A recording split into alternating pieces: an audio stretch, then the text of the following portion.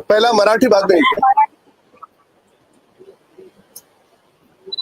ज्या पद्धतीनं श्रीमान उद्धव ठाकरे, आदित्य ठाकरे आणि त्यांचा शिल्लक राहिलेला पूर्ण पक्ष कुणाल कामराचं समर्थन करायला मैदानात उतरलाय, त्यावरून हे स्पष्ट होतं की कुणाल कामरानं सुपारी उद्धव ठाकरे गटाशी वाजवली आणि म्हणूनच आज खुलेपणानं उद्धव ठाकरे, आदित्य ठाकरे आणि त्या शिल्लक राहिलेल्या सेनेचे सगळे नेते आज त्याच्या समर्थनार्थ उतरले.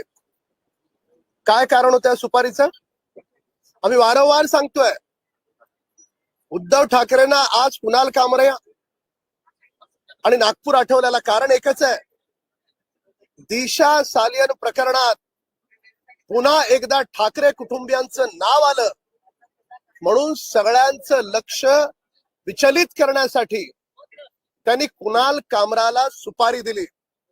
आणि आज जे विधान भवनात कधीच येत नाहीत ते आज मुद्दामून ते बाईट द्यायला आले आणि काय बोलून गेले? कुणाल कामराचं समर्थन करून गेले. यांना भाषा अभिव्यक्ती स्वातंत्र्य आता आठवतं. जेव्हा स्वतः मुख्यमंत्री होते तेव्हा पत्रकाराला एक आठवडा तुरुंगात घालणारे हे, पोलीस अधिकाऱ्याला घरात बोलवून त्याला मरेपर्यंत मारणारे हे, यांना आता संस्कृती आठवते. त्यामुळे संस्कृतीची भाषा उद्धव ठाकरे गटाच्या नेत्यांना बोलण्याचा नैतिक अधिकार आहे का, हा माझा पहिला सवाल आहे. आणि रस्त्याच्या मुंबईतील कॉन्क्रिटीकरणाबद्दल हे बोलतात.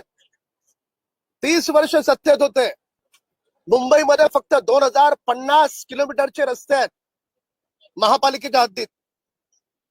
हे रस्ते उद्धव ठाकरे कंपनीने मुद्दा म्हणून कॉन्क्रिटीकरण होऊ दिले नाहीत. कारण एकदा कॉन्क्रिटीकरण झालं तर मग नवीन टेंडर निघणार कसं?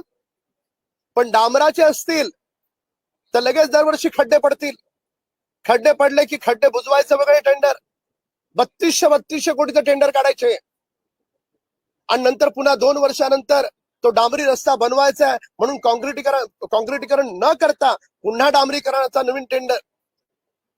तर दुसऱ्यांना घोटाळा म्हणणारे श्रीमान उद्धव ठाकरे आणि त्यांची कंपनी, त्यांचा गट यांनी लक्षात ठेवावं, मुंबई महानगरपालिकेचे रस्ते त्यांच्याकडे 30 वर्षाची सत्ता असताना सुद्धा मुद्दामून कॉन्क्रिटीकरण केले नाहीत. आणि कॉन्क्रिटीकरण करायला कुठलंही रॉकेट सायन्स लागत नाही.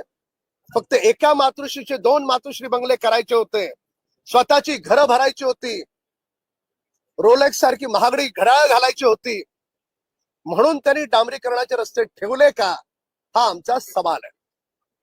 हिंदी में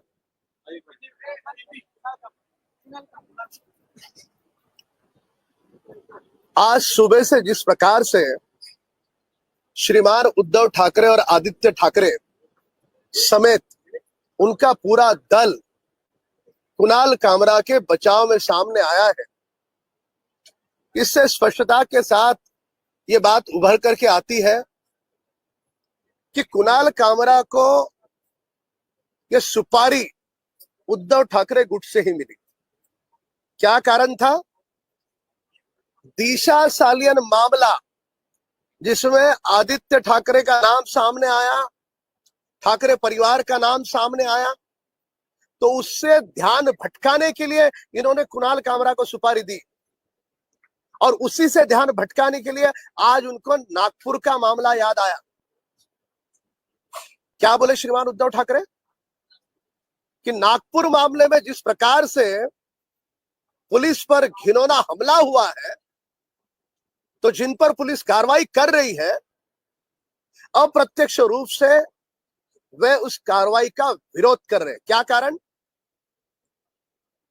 श्रीमान उद्धव ठाकरे ये दोनों मामलों का उपयोग केवल और केवल दिशा सालियन मामले में उनके परिवार का नाम आया, इस कारण इसका उपयोग कर रहे हैं. दुर्भाग्य से वो लोगों का ध्यान भटकाना चाहते हैं। मुंबई के रास्ते कंक्रीट के क्यों नहीं हुए, उस पर वे हम पर घोटाले का आरोप कर रहे हैं। अरे 30 वर्ष मुंबई महापालिका में सत्ता तुम्हारी थी, जानबूझ करके तुमने डांबर के रास्ते रखे, क्यों? उस पर गड्ढे गिरने के बाद उसका अलग से टेंडर निकले, फिर उस डांबर के रास्तों को बनाने का नया टेंडर निकले। मुंबई में कुल मात्र 2050 किलोमीटर के ही रास्ते हैं। बार बार पैसे लूट सके, इस कारण ठाकरे परिवार ने मुंबई के जानबूझकर डांबर के ही रास्ते रखे, उसे कंक्रीटीकरण किया नहीं। तो हम पर आरोप करने के पहले उद्धव ठाकरे परिवार को यह जवाब देना होगा कि डांबर के रास्तों से उनको प्यार क्यों था। फडणवीस साहब ने आज एक बड़ा स्टेटमेंट दिया है। उन्होंने कहा है कि कुछ